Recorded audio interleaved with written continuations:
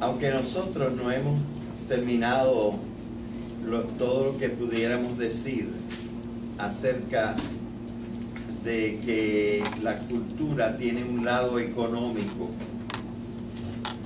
pues dijimos algo en la clase pasada y vamos a darnos por satisfechos con esa parte que dijimos de la economía.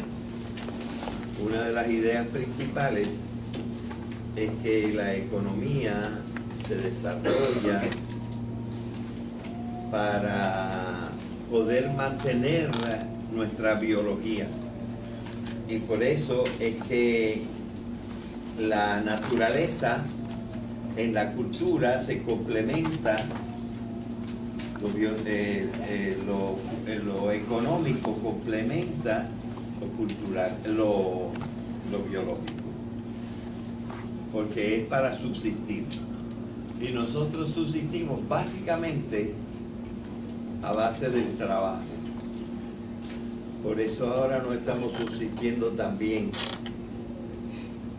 porque el trabajo está funcionando bastante mal. Y el trabajo lo que produce es la riqueza. Marx nos enseñó, yo estoy citando a Marx porque estamos en la economía y Marx pues sabe mucho de economía, estudió el Capital y toda esa serie de cosas, y además ha sido muy conocido, así que por eso cito a Marx, y él dijo algunas cosas sumamente importantes. Y una de las cosas que digo, que ahora que estoy hablando del trabajo, dijo que el precio de las cosas, o mejor dicho, el valor de las cosas, debe fijarse por la cantidad de trabajo que ha sido necesario para hacerlas o para tenerlas. El valor se decide, y según él, exclusivamente por el trabajo que hace falta para obtener la cosa. Puede ser un diamante, que entonces el trabajo es sacarlo de la tierra y luego limpiarlo y pulirlo, y también transportarlo y venderlo. Son parte del trabajo. Y tú vas sumando todo el trabajo que se necesitó para que el diamante llegara hasta el que lo compró, y el precio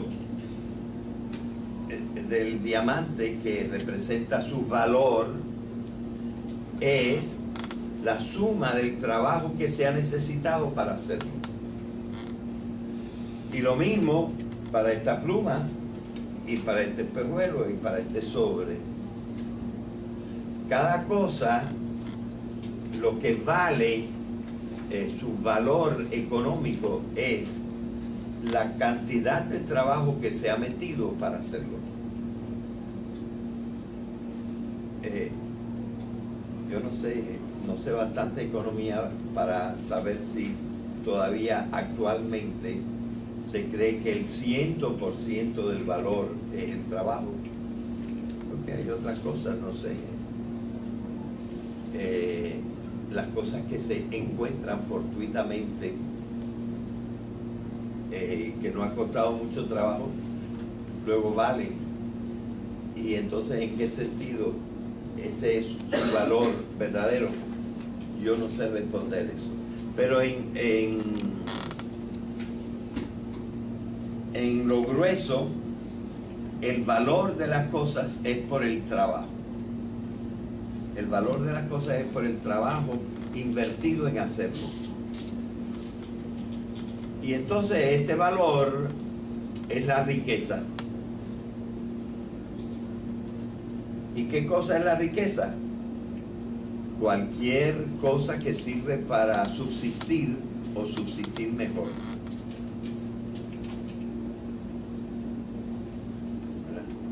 Entonces, con estas cosas, entonces nosotros organizamos no solamente nuestra subsistencia elemental, sino también una existencia en la cual nosotros tengamos una cantidad suficiente y una cantidad hasta un poquito abundante para poder desarrollar toda nuestra vida. Ahora, el asunto no necesita ser en realidad para la humanidad individualmente hacerse millonario. En realidad, nosotros deberíamos buscar una cosa que fuera suficiente y sobre todo segura. Es decir, que no resultara que en alguna etapa de nuestra vida nos faltara la riqueza necesaria para tener una vida plena. Eso es justificable. Y tampoco el trabajo debe ser concebido como la finalidad de la vida. Al contrario, es la vida la que es la finalidad del trabajo. Es decir, nosotros trabajamos para vivir y no debemos vivir para trabajar. También mencioné el llamado fetichismo de la mercancía, que es el que está un poco echando a perder nuestras vidas. Esta palabra también fue imaginada por Karl Marx.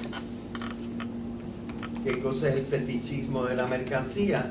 Yo creo que algunos de ustedes lo sabrán, porque lo recordarán de la clase anterior que dimos. ¿Qué cosa es el fetichismo de la mercancía? Silencio. Diosecito. El fetiche es una especie de diosecito. ¿Y qué cosa es los diosecitos o los dioses? Lo que adoramos. ¿Y qué cosa nosotros adoramos en la vida? ¡Ay! Una nueva camisa, una nueva crema para la cara, una nueva pulsera, un celular nuevo. Y entonces nos creemos que eso es necesario para nuestra vida. Y todas estas son adulteraciones del trabajo, de la idea de lo económico. Y hay muchas otras. Pero no estamos en una clase de economía, estamos nada más en una clase que nos dice que organizar nuestra vida de trabajo y los intercambios y todo eso es parte de la cultura. Y que como en casi todas las culturas se hace de un modo un poquito diferente, un poquito especial. No se trata lo económico de la misma manera en los Estados Unidos que en Puerto Rico, que en Colombia o que en Francia, sino que en cada uno pues se va desarrollando una cultura económica adaptada a la gente que la vive. ¿Verdad? Bien. Pero por la fuerza de tener que ir progresando, nosotros tenemos que ver que ahora vamos a empezar a ver por varias clases qué corresponde a las funciones mentales superiores nuestras, que son parte de nuestra naturaleza y que forman los tres apartados siguientes, el que ahí está en azul, en rojo creo que el otro está en una especie de braucito. Esos tres apartados de nuestra naturaleza corresponden a nuestras tres funciones mentales superiores. Nosotros, los seres humanos, pero también algunos animales, entre los mamíferos sobre todo, tienen una mente en que tienen cosas que conocen, tienen ciertas conductas que a veces nos maravillan y tienen algo así como sentimientos, porque, por ejemplo, los perros adoran a sus amos, de manera que tienen unos rudimentos de estas funciones mentales. Me extrañó que ninguno de los estudiantes de la clase anterior supiera qué cosas son rudimentos. ¿Alguien de aquí sabe lo que son los rudimentos? Los rudimentos son como las cosas iniciales que están todavía en un estado rudo, que no están perfeccionados, pulidos, adelantados. Pues sí, los animales, sí, dime. Por ejemplo, que esté todavía rudo, ¿verdad? Pero yo hablo de los rudimentos de las funciones mentales. Entonces, sí, los animales tienen rudimentariamente, tienen algo de conocimiento, tienen también algo de conducta inteligente y también tienen algo de sentimientos. Pero podemos decir que realmente no son comparables con lo que nosotros podemos hacer. Yo no digo que siempre lo hagamos, pero tenemos las capacidades. Y esas son las funciones mentales superiores. Pues estas funciones mentales superiores las usamos. Y cada uno da su producto en la cultura. Hoy nos vamos a ocupar de la función mental cognoscitiva, es decir, de los pensamientos, y ver qué hace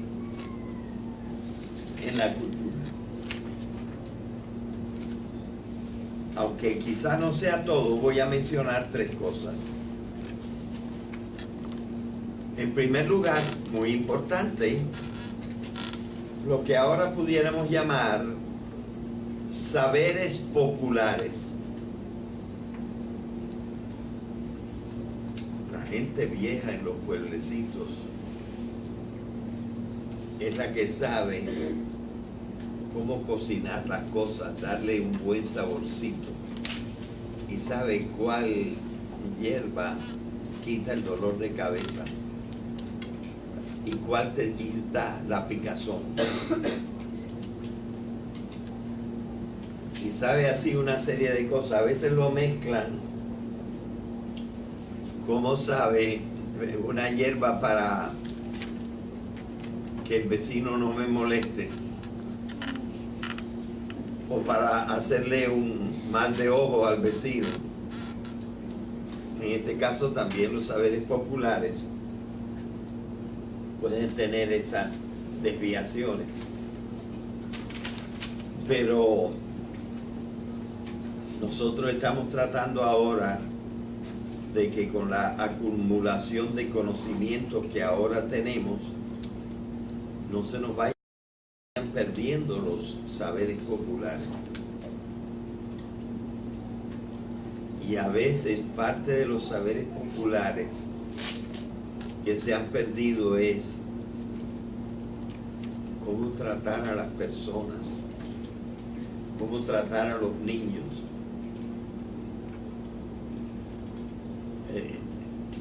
Y a otras personas mayores también. Es decir, hay toda una sabiduría popular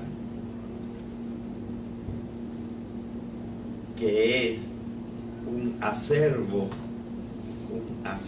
cuando se escribe con V, porque hay otra palabra, acervo, con B alta,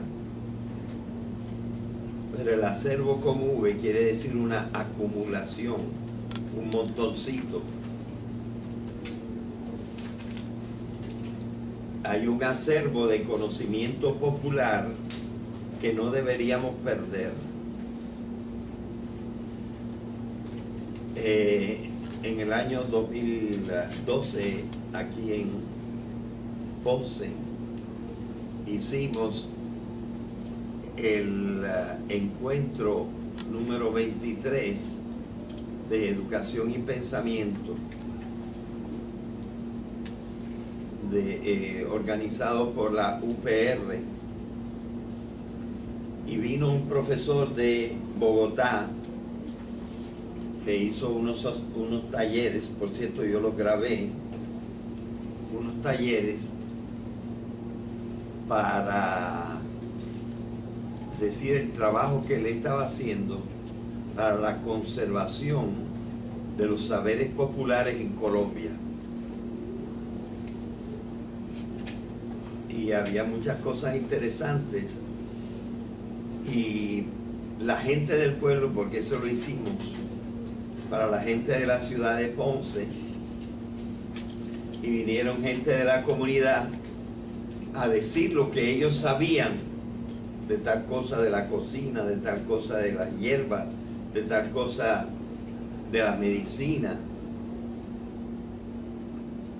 y de diferentes saberes, porque no debemos ir perdiendo estas cosas de cuando todavía no estaba desarrollada quizá la ciencia y la filosofía.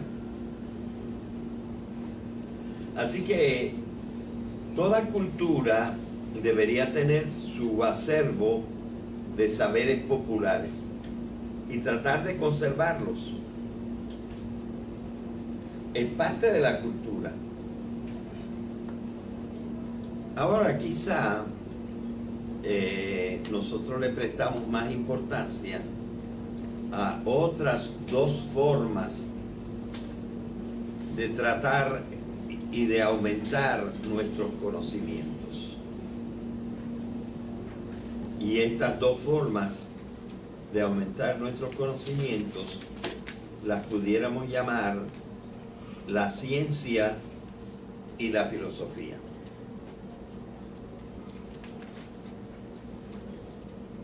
Y hoy me interesaría sobre todo quizá hablar un poco de la ciencia y su relación con la cultura, también con nuestra cultura. En cierta manera la ciencia podemos decir que es, de esto tenemos que hablar un poquito más, y por cierto, en esta universidad yo les recomiendo que si pueden, tomen una clase que se da aquí,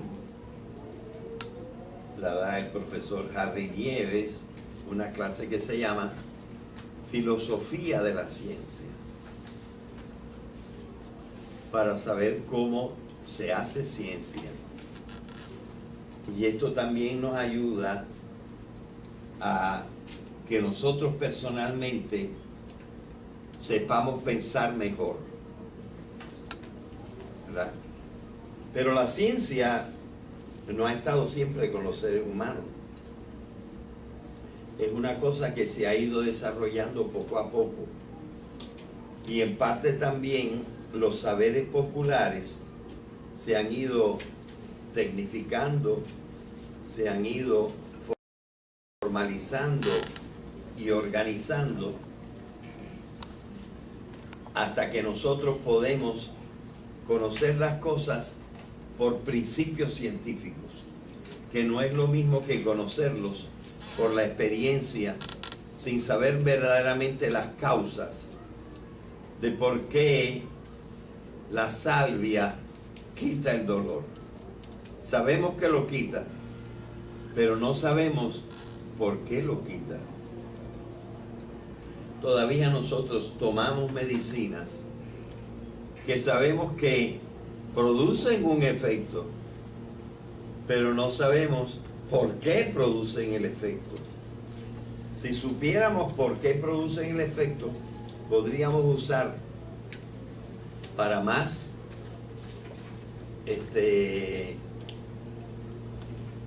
para más casos las mismas cosas. De manera que saber el por qué es convertir el conocimiento de conocimiento popular a un conocimiento científico. Y eso es lo que estamos haciendo. A veces nosotros no sabemos por qué tal cosa ayuda a disminuir los síntomas del Parkinson. Eso de que una persona mayor no sepa controlar sus movimientos. Y nos dan una medicina y se nos para, pero no sabemos por qué. Así que la ciencia es entender más profundamente cómo son las cosas para poder aplicarlas.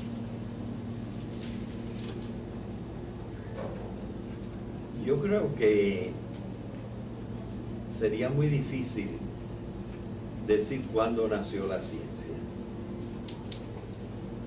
porque yo creo más bien que la ciencia ha ido naciendo ocasionalmente, pero no cabe duda que ha habido periodos en que la ciencia se ha organizado mejor. Así que esta es una cosa que quisiéramos estudiar. Ya hemos hecho referencia, y esto me va a dar la ocasión de explicar algunas cositas que no pertenecen a la ciencia y no pertenecen al desarrollo del conocimiento, sobre las culturas. Porque una cosa que pasa y que a veces desfigura nuestra imagen del mundo es que la ciencia ha dado un avance tremendo en lo que llamamos la cultura occidental. Y los descubrimientos de muchas cosas científicas se han hecho en la parte del mundo que se llama Occidente. Y ya casi no es una parte del mundo, es una manera de funcionar del mundo que se encuentra en muchas partes. Lo que llamamos la cultura occidental, que por cierto es la que nosotros estudiamos en esta universidad. Aquí no se dan clases de cultura china. En universidades más grandes se dan clases de cultura china, de cultura japonesa, de cultura árabe. Aquí no. Aquí no. Tenemos que contentar con estudiar en parte la cultura occidental. Y como la cultura occidental se ha desarrollado tanto con la ciencia, a veces nos creemos que la cultura occidental es lo más grande que hay. Ahora, un conocimiento un poco histórico de esto nos hace entender mejor las proporciones de la ciencia y las proporciones de los diversos conocimientos alrededor del mundo. Pero como nosotros lo que estudiamos es la cultura occidental, debemos saber que existen también otras culturas y entonces deberíamos saber algo de por qué a una de las culturas la llamamos cultura occidental. Así que vamos a hacer un paréntesis y ocuparnos un poquito de esto. Porque esta cultura occidental es la que ha desarrollado tremendamente la ciencia, que es lo que estamos viendo en este momento. ¿Qué cosa es la cultura occidental? ¿Alguien me podría decir qué piensa de esto? ¿Qué es la cultura occidental? ¿Sí? Dime tú, ¿cómo te llamas tú? Edwin.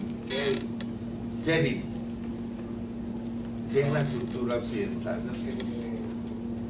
Una cierta costumbre, lo que constituimos de América, de esta parte del planeta. Por lo menos acá lo Bueno, no estás completamente equivocado en el sentido de que nosotros estamos en lo que ahora se llama el hemisferio occidental. Pero te quiero decir una cosa, la palabra occidente, de donde viene occidental, existía desde antes que se descubriera América. Cuando se descubrió América, Occidente vino acá y también llamó a este hemisferio el hemisferio occidental, porque estaba al occidente de lo que era Occidente antes, desde antes. Bueno, ya estamos diciendo un poco qué quiere decir occidental. A ver, otra persona que colabore y que me diga qué cosa es occidental. ¿Qué quiere decir occidental?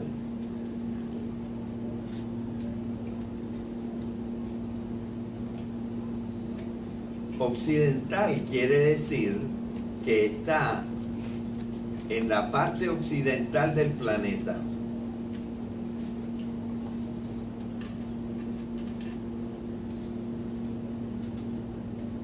¿Dónde está en el mundo? ¿Dónde está Occidente? Bueno, efectivamente el otro nombre más usado, en cultura usamos Occidente, pero en geografía y en algunas otras cosas y popularmente esa dirección del mundo se llama oeste. ¿Dónde está el oeste en el mundo?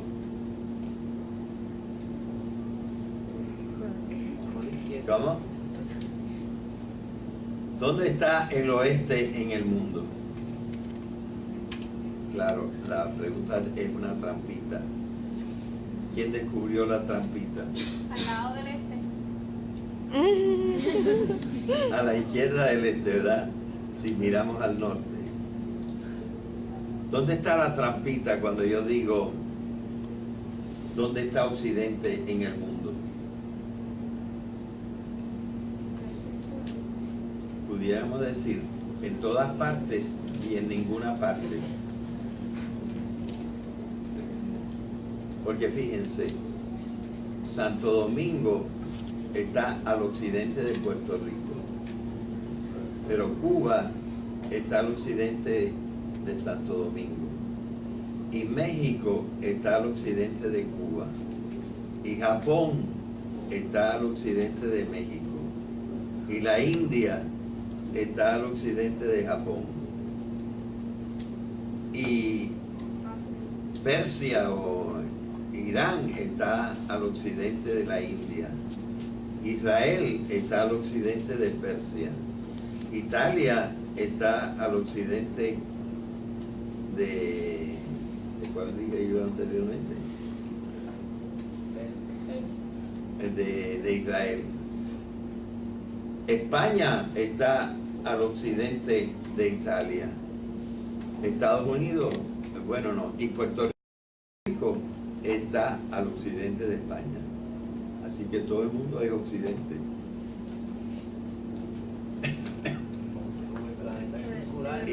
Y ninguna parte, porque si todo es occidente, ¿dónde está el este? Por el meridiano de Greenwich. Bueno, nosotros hemos inventado eso, el meridiano de Greenwich, que es el que pasa por Inglaterra, ¿verdad?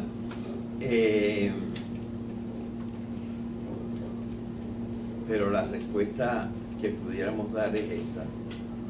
Cuando el mundo no se consideraba redondo y el mundo era más o menos pensado como plano, y después se acababa la tierra, empezaba el mar y no sabíamos si había algo después del mar. Entonces sí se podía pensar en una parte de la tierra que se llamara el occidente. ¿Y cuál sería esa parte del mundo antes de que se descubriera América, que era el occidente?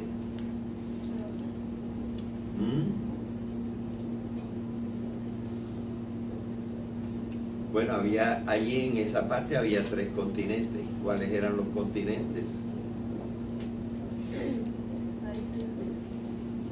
Europa, Asia y África, ¿verdad?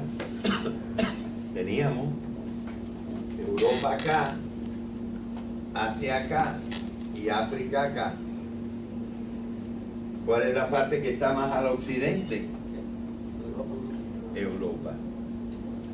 O sea que primitivamente el verdadero occidente, lo que se llamaba occidente, era Europa.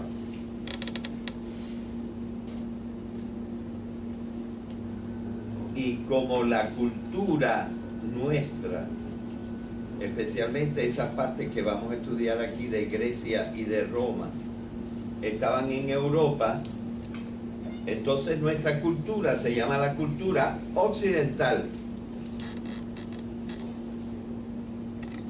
Pero ahora vamos un poquito a la palabra occidente. Ya sabemos que occidente es sinónimo de oeste. Pero tenemos que saber por qué se le dice también occidente. Es una palabra incluso más antigua que la palabra oeste.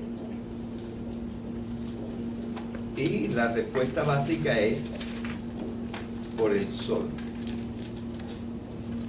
La idea que tenían los antiguos, y sobre todo del saber popular, la idea que tenían los antiguos es que cada mañana el sol por el oeste salía del mar.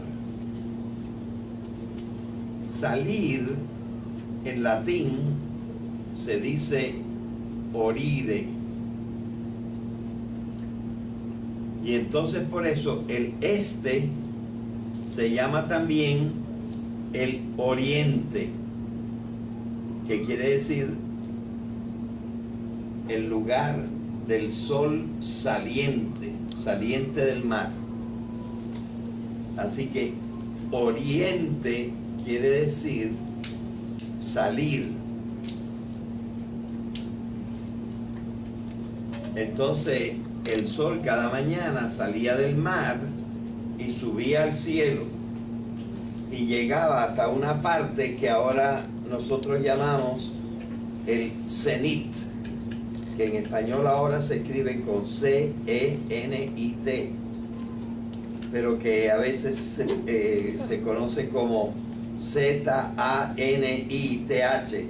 cenit, o cenit con C. Y luego pues iba bajando hacia el mar también. ¿Y qué pasaba?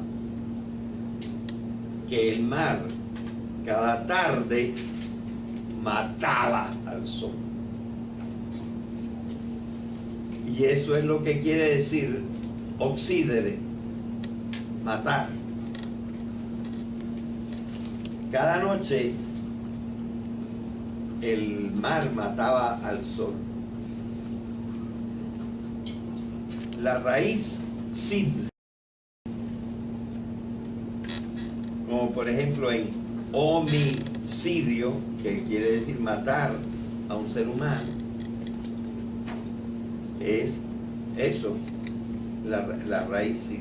En realidad la raíz Sid viene del verbo caer, porque cuando a uno lo matan, se cae. Entonces, homicidio es hacer caer a un hombre a su muerte. Un suicidio es matar a su persona. Uxoricidio es matar a su esposa. O sea que Sid es la raíz para matar. Y ok quiere decir delante. Matar al que está delante. Así que allí delante, mirando al este, allí delante se mata al sol, en el occidente. Digo el oeste, ¿verdad? Matando al sol. Esa es la palabra occidente. Pero la parte que estaba más al occidente, en el mundo conocido, y el único que se creía que existía, era Europa. Y esto es por ignorancia, porque hay una partecita de África que está más al occidente todavía que España y que Portugal. Está más para allá. Así que pero lo que ellos conocían de África eran los primeros 100 kilómetros de la costa del Mediterráneo.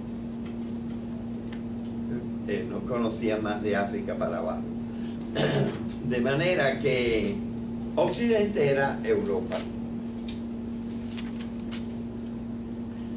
Y claro, todavía Europa, por los siglos que han pasado, es la que se lleva la palma de donde más cosas se han llegado a conocer en la ciencia. Ahora los Estados Unidos le está haciendo un poco la competencia y muchas cosas ahora se están investigando más en esta parte de lo que curiosamente ahora llamamos también hemisferio occidental. Se llama hemisferio occidental porque está al occidente del antiguo occidente, que era Europa. Bueno, creo que esto les tiene que haber quedado ya bastante en la cabeza.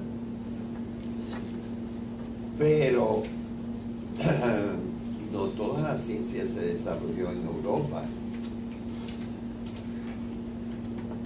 Y en general el saber, no podemos hablar porque al principio no teníamos una idea clara de qué cosa era saber popular y qué cosa era ciencia. La ciencia es más bien saber por las causas. Y hablamos de que a veces nosotros todavía, para ciertas cosas, sabemos que algo cura, pero no por qué cura.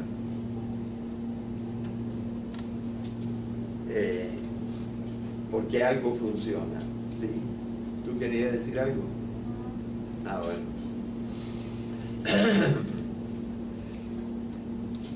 Las culturas han tenido conocimientos científicos y de otro tipo.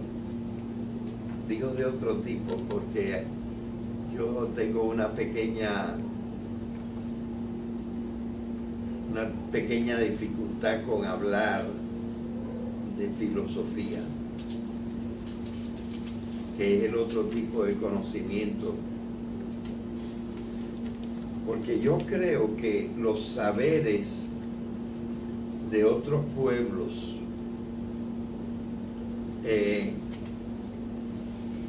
quizá podrían conocerse con un nombre mejor. Estoy hablando de la antigüedad, con un nombre mejor que el nombre de filosofía. Y ese nombre, mejor que filosofía, para aplicarlo a los saberes de las culturas antiguas, yo la llamaría sabiduría.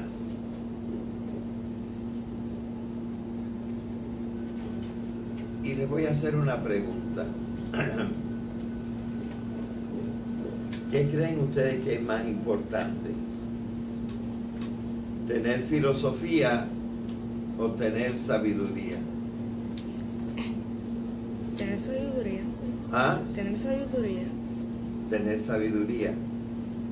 Yo creo que sí. Sabiduría viene de sapiencia, de saber. Pero saber está muy cerca de sabor. Y nosotros los pensamientos, las ideas, las tenemos que saborear y que influyan en nuestra vida. Y eso de unos conocimientos que influyan en nuestra vida, lo mejor es llamarlo sabiduría.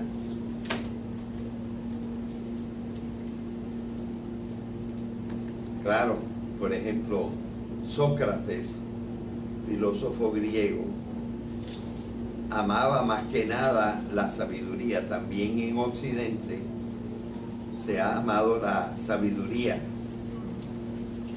Pero por ejemplo en China teníamos a Confucio, y Confucio era un sabio. Y yo creo que también se puede decir de Buda, que parece que existió 500 años antes de Cristo. Se llamaba Siddhartha Gautama. Tenía sabiduría. Y nosotros sabemos de sabios árabes y de sabios judíos.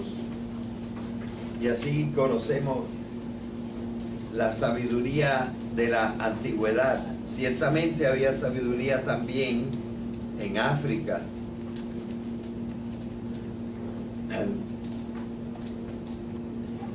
Y sin ser demasiado severo, pudiéramos decir que lo que se llama filosofía, que no siempre influye en la vida, a veces son unas cosas que nos dicen ahí, pero que no se aplican luego en la vida. A estas, que luego vamos a estudiar un poco cuando entremos en Grecia, las llamamos filosofía.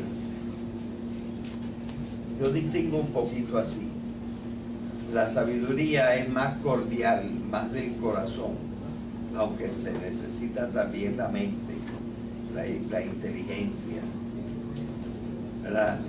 Estas cosas se han desarrollado diferentemente en las diferentes culturas. Ahora, esa, si quieren llamarla sabiduría, que se desarrolló, por ejemplo, en Grecia, en una forma especial, que ahora tiene un gran prestigio y que se llama la filosofía. Esa es más particularmente un tipo de sabiduría de Occidente.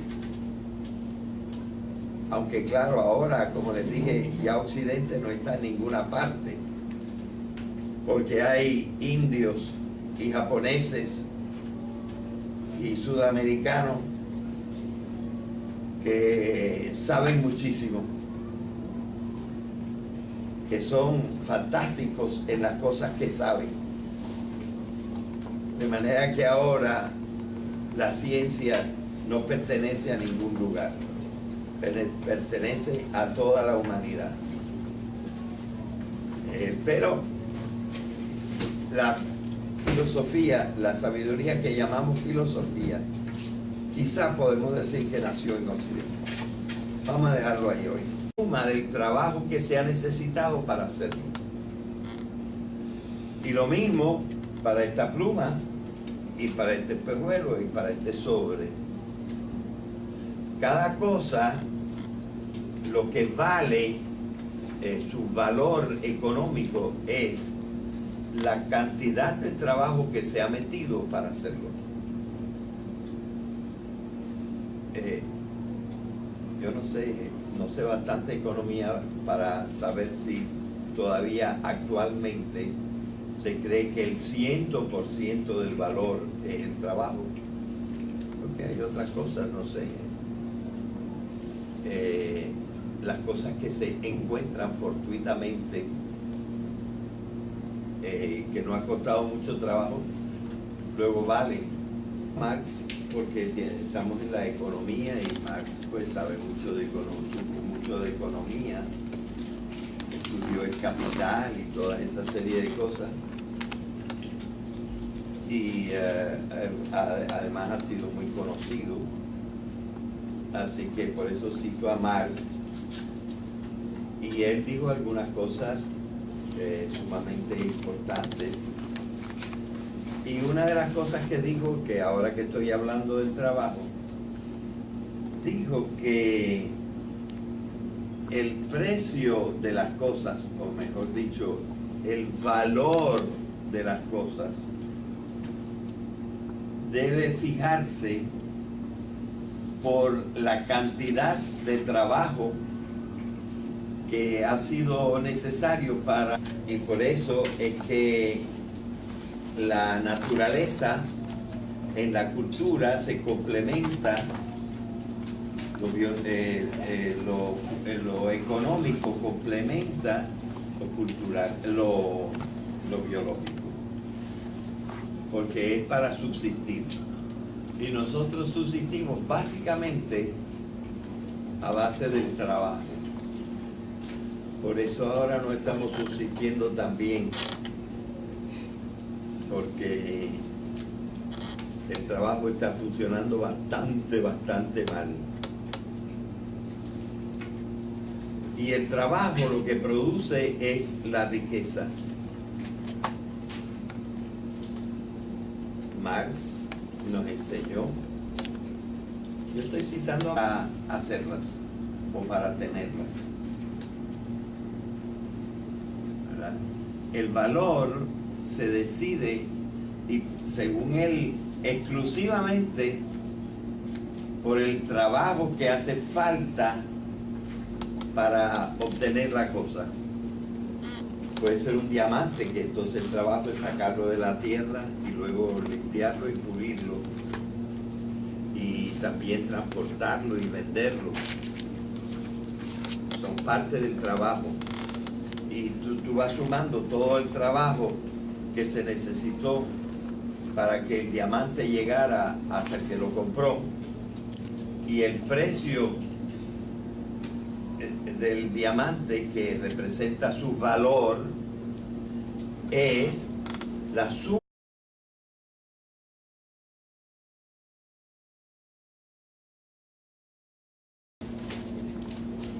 Aunque nosotros no hemos terminado todo lo que pudiéramos decir acerca de que la cultura tiene un lado económico,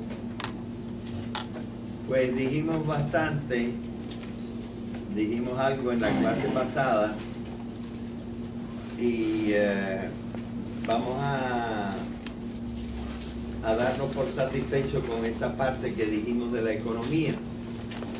Una de las ideas principales es que la economía se desarrolla para poder mantener nuestra biología.